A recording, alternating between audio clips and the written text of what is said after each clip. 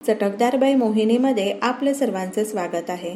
आज आपण दिवाळी स्पेशल भाजणीची चकली बनवलेली आहे। एकाच व्हिडिओमध्ये आपण भाजणीही तयार केलेली आहे आणि त्याचबरोबर खुसखुशीत अशी भाजणीची चकलीही बनवलेली आहे। अगदी मोजक्या साहित्यामध्ये आपण ही भाजणी तयार केलेली आहे। चकलीला अगदी काटेही छान पडलेले आहेत आणि अगदी कुरकुरीत चकली तयार झालेली आहे। चकली पण आपण अगदी सोप्या पद्धतीने तयार केलेली आहे। साधारण आपण 2 किलोची भाजणी या ठिकाणी आपण काढलेली आहे। अशा प्रकारे तुम्ही भाजणी आणि चकली बनवून पहा। चकली अप्रतिम होते, अगदी संपेपर्यंत चकली कुरकुरीत राहते। तर अशाच नवनवीन आणि चटकदार रेसिपी, दिवाळी रेसिपी, गोडाच्या रेसिपी, पारंपरिक रेसिपी पाहण्यासाठी चटकदार बाय मोहिनीला सबस्क्राइब करायचं आहे आणि बेल आयकॉनवर क्लिक करायचं आहे, म्हणजे नवनवीन व्हिडिओज हे तुमच्यापर्यंत पोहोचू शकतील। चला मग तर सर्वप्रथम आपण भाजणी तयार करून घेऊ।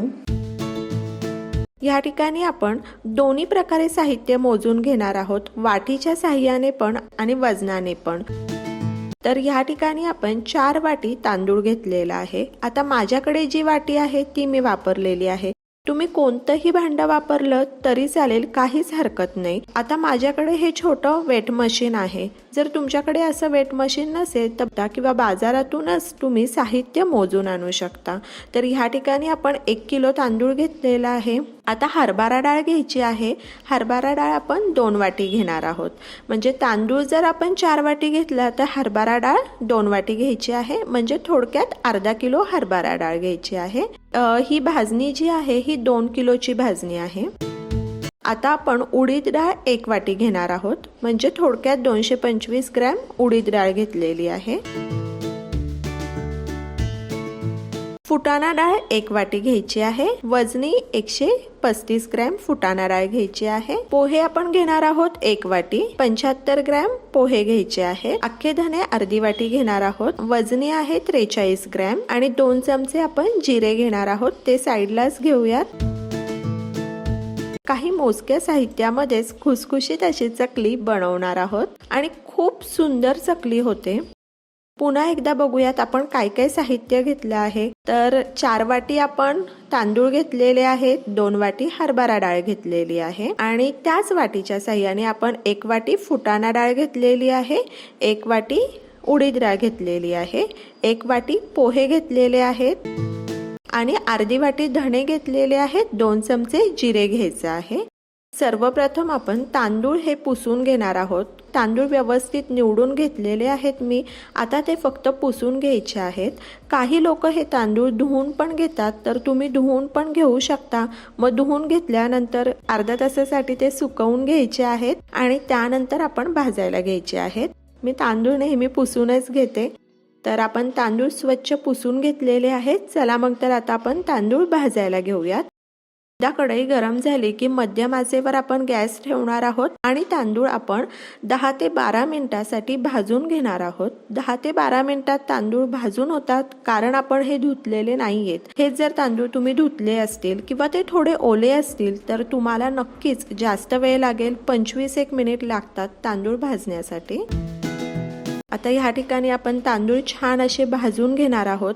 तांदूळ व्यवस्थित भाजला आहे की नाही हे कसं पाहायचं, तर तांदूळ हातात घेतला तर तो इझिली तुटतो, दाताखाली ठेवला तर तो अगदी व्यवस्थित तुटला जातो आणि त्याचा कलरही बदलतो। तर ह्या ठिकाणी 12 मिनिटांसाठी आपण तांदूळ भाजून घेतलेला आहे। तांदूळ भाजून आपला झालेला आहे।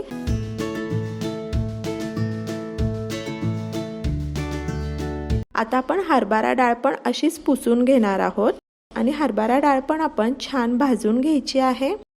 ह्या सर्व डाळी तांदूळ हे घ्यायच्या अगोदर व्यवस्थित निवडून घ्यायचे आहे, पुसून घ्यायचे आहेत आणि नंतर आपण भाजणार आहोत।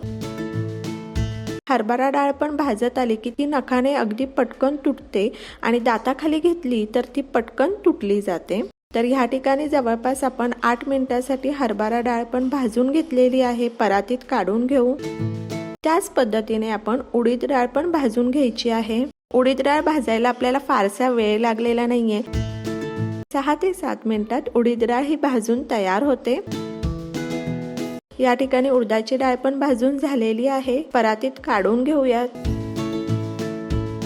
आणि आता पोहे भाजून घ्यायचे आहेत। पोहे अगोदरच भाजलेले असतात, त्यामुळे पोहे आपल्याला खूप भाजून घ्यायची गरज पडत नाही। अगदी 2 ते 3 मिनिटांसाठी आपण पोहे हे भाजून घेणार आहोत। पोह्यांमध्येच आपण फुटाण्याची डाळ घालूयात आणि 2-3 मिनिटांसाठी भाजून घेऊ। पोहे भाजून घेतल्यामुळे ते छान असे कुरकुरीत होतात आणि भाजणीमध्ये छान लागतात ते। या ठिकाणी पोहे आणि फुटाण्याची डाळ आपण 3 मिनिटांसाठी भाजून घेतलेली आहे। आता आपण धणे आणि जिरे हे भाजून घ्यायचे आहे। धणे आणि जिरे भाजून घेतल्यामुळे त्याचा स्वाद हा जास्त वाढतो, त्यामुळे धणे जिरे हे भाजून घेणं गरजेचं आहे। तसं पाहिलं तर सर्व साहित्य हे भाजून घेणं गरजेचं आहे, त्यामुळे त्याचा स्वाद वाढतो, पीठ जास्त काळ टिकतं। तर या ठिकाणी धणे जिरे भाजून तयार आहे, म्हणजे भाजणीची आपली सर्व तयारी झालेली आहे। 2 किलो भाजणीसाठी हे मेजरमेंट अगदी परफेक्ट आहे। आता आपण हे सर्व मिसळून घ्यायचं आहे आणि गिरणीमधून दळून आणायचं आहे। आता ही भाजणी आहे ही 2 किलोची आपण काढलेली आहे। जर तुम्हाला 1 किलोची भाजणी काढायची असेल, याच्या निम्म साहित्य घेतलं तर 1 किलोची भाजणी तयार होईल, किंवा तुम्हाला आणखी जास्त भाजणी काढायची असेल तर ह्याच्या दुप्पट तुम्ही साहित्य घेऊ शकता। तुम्हाला ज्या पद्धतीची भाजणी काढायची असेल तशा पद्धतीने जास्त काढायची असेल ह्याच पटीत साहित्य वाढवू शकता। कमी काढायची असेल तर तुम्ही साहित्य कमी करू शकता। भाजणीमध्ये आपण जो तांदूळ वापरतो तो कोणताही तांदूळ वापरला तरी चालेल, इंद्रायणी तांदूळ नाही वापरायचा, कारण इंद्रायणी तांदूळ हा जास्त चिकट असतो, त्यामुळे तो तांदूळ सोडून तुम्ही कोणताही तांदूळ वापरला तरी चालेल। तर ह्या ठिकाणी आपलं भाजणीचं पीठ हे तयार आहे। भाजणी आपण दळून आणलेली आहे, ती तुम्ही कोणत्याही एका डब्यामध्ये भरू शकता आणि ह्या ठिकाणी 2 किलोची भाजणी आपली तयार आहे। भाजणी खूप सुंदर झालेली आहे आणि तुम्ही अशा पद्धतीची भाजणी करून पहा, चकली अप्रतिम होते, खुसखुशीत होते। अगदी मोजक्या साहित्यामध्ये बनवलेली ही भाजणी तुम्ही करून पहा आणि मला सांगा कशी वाटली ते। तर ह्या ठिकाणी आपली भाजणी ही तयार आहे। चला मग तर आता चकल्या बनवायला घेऊ। आता चकली बनवण्यासाठी आपण पहिलं पाणी गरम करून घेऊयात। तर ह्या वाटीच्या साह्याने आपण 2.5 वाटी भरून पाणी घेतलेलं आहे आणि त्याच वाटीच्या साह्याने आपण 2.5 वाटी पीठ घेणार आहोत।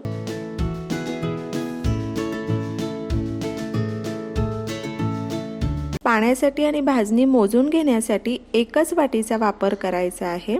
पाण्यालाही उकळी आलेली आहे। पाण्याला उकळी आल्यानंतर 4 चमचे आपण मिरची पावडर घातलेली आहे। अगदी नावापुरती हळद घालायची आहे। हिंग ही आपण पाण्यातच घालणार आहोत आणि चवीनुसार मीठ घालायचं आहे आणि मिसळून घ्यायचं आहे। 1 चमचा साजूक तूप घालायचं आहे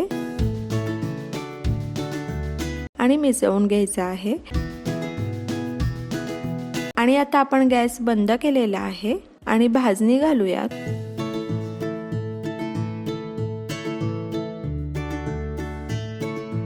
मिसळून घ्यायचं आहे।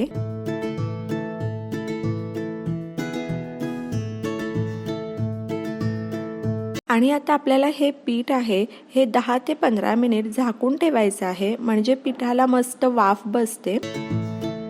पीठ अर्धा तासापेक्षा जास्त झाकून नाही ठेवायचं। जास्तीत जास्त अर्धा तास तुम्ही झाकून ठेवू शकता, पण त्यापेक्षा जास्त नाही ठेवायचं। आता जवळपास 15 मिनिट झालेले आहेत। आपण ताट काढूयात आणि एका परातीमध्ये आपण पीठ काढून घ्यायचं आहे।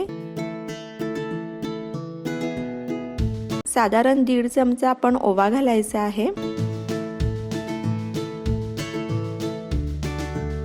पांढरे तीळ घालायचे आहे 1.5 चमचा। पांढरे तीळ आणि ओवा घातल्यामुळे चकली खूप छान लागते आणि पीठ व्यवस्थित असं मळून घ्यायचं आहे। आता ह्या ठिकाणी पीठ मळताना तुम्हाला जर पीठ हे जास्त कोरडं वाटत असेल तर त्यामध्ये तुम्ही थोडं पाणी घालून पीठ भिजवलं तरी चालेल, किंवा पीठ पातळ वाटत असेल थोडं सुकं भाजणीचं पीठ घातलं तरी चालू शकतं। तर तुम्ही पाहू शकता अशा पद्धतीने आपण पीठ हे भिजवून घेतलेलं आहे। आपल्याला पीठ जास्त घट्टही नाही करायचं आणि जास्त पातळही नाही करायचं।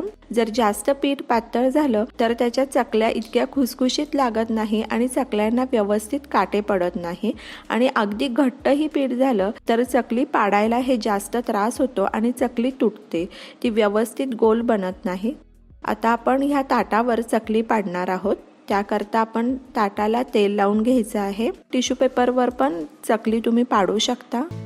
चोराला पण आपण तेल लावून घेणार आहोत।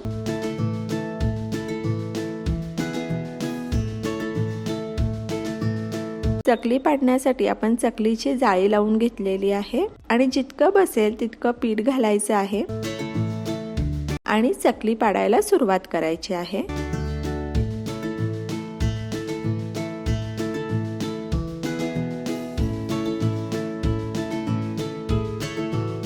तुम्हाला हव्या तशा तुम्ही चकल्या बनवू शकता, मोठ्या किंवा छोट्या चकल्या बनवू शकता, पण जास्त मोठ्या चकल्या बनवल्या तर त्या तळायला आणखी वेळ लागतो। त्यामुळे मध्यम साईजच्या चकल्या मी बनवून घेणार आहे। तळल्या पण पटकन जातात आणि दिसायलाही छान दिसतात।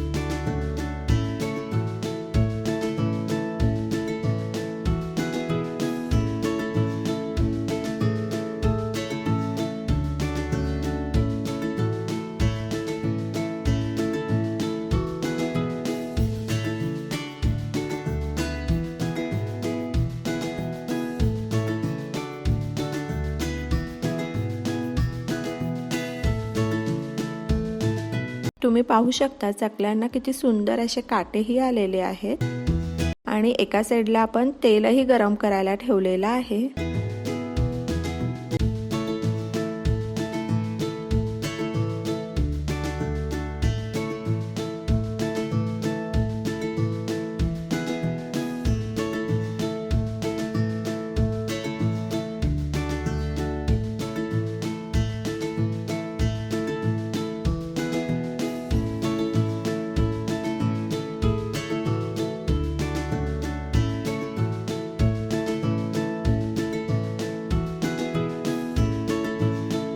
तर आपल्या चकल्या पाडून तयार आहेत। चला मग तर आपण चकल्या तळायला घेऊयात। आणि राहिलेलं पीठ आहे हे असं झाकून ठेवायचं आहे, नाहीतर पीठ वाळू शकतं आणि त्याच्या चकल्या व्यवस्थित पडणार नाही। आपण चेक करूयात की तेल गरम झालं आहे की नाही। तेल गरम झालेलं आहे आणि आता आपण चकल्या सोडूयात। चकल्या तळण्यासाठी आपल्याला खूप कडकडीत पण तेल गरम करून नाही घ्यायचं किंवा थंडही तेल नकोय, मध्यम गरम तेल आपण करून घेणार आहोत। जास्त कडकडीत तेल गरम केलं तर चकल्या आतमधून कच्च्या राहतील आणि बाहेरून त्या लाल दिसतील। तर त्याकरता आपल्याला मध्यम गरम तेलच करून घ्यायचं आहे। आणि 1 मिनिटासाठी आपण चकली अशीच फ्राय होऊ देणार आहोत आणि नंतर तिला पलटी करून घ्यायची आहे।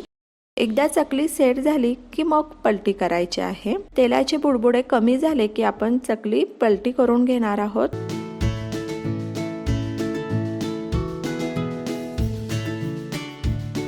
आता आपण चकल्या मध्यम आचेवर छान तळून घेणार आहोत। लालसर कलर येईपर्यंत आपण चकल्या छान तळून घेतल्याने त्या खायलाही खूप सुंदर लागतात।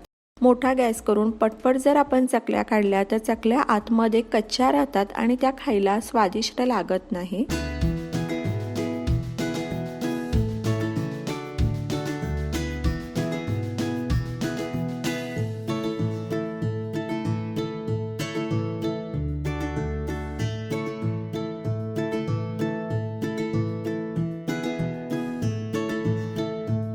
आणि ह्या ठिकाणी आपल्या चकल्या ह्या तळून तयार आहेत। तुम्ही पाहू शकता किती सुंदर चकल्या झालेल्या आहेत।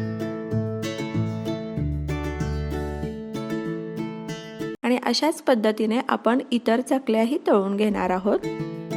तर आपल्या सर्व चकल्या ह्या तळून तयार आहे। चकल्यांमध्ये बिलकुल जास्त तेल मुरलेलं नाहीये आणि अगदी खुसखुशीत आपल्या चकल्या तयार आहे आणि सोप्या पद्धतीने आपण ह्या चकल्या तयार केलेल्या आहेत। त्यामुळे चकल्या विरघळण्याचा किंवा कडक होण्याचा चान्सच नाहीये। अगदी परफेक्ट चकल्या बनतात आणि त्याही खुसखुशीत। तर आपण एक चकली तोडून पाहूयात आणि तुम्ही पाहू शकता की किती कुरकुरीत आपल्या चकल्या झालेल्या आहेत। तर अशा प्रकारे आपली चकलीची भाजणी आणि कुरकुरीत चकली ही तयार आहे। चकली अप्रतिम झालेली आहे आणि तुम्ही पाहू शकता चकलीला काटेही किती सुंदर पडलेले आहेत आणि त्याचबरोबर ती तितकी चविष्ट आणि कुरकुरीत झालेली आहे। तर अशा प्रकारे तुम्ही भाजणी आणि चकली बनवून पहा आणि मला सांगा कशी वाटली ते। तर अशाच नवनवीन चटकदार रेसिपी, पारंपरिक रेसिपी आणि गोडाच्या रेसिपी दिवाळी फराळासाठी चटकदार बाय मोहिनीला सबस्क्राइब करायचं आहे आणि बेल आयकॉनवर क्लिक करायचं आहे, म्हणजे नवनवीन व्हिडिओज हे तुमच्यापर्यंत पोहोचू शकतील।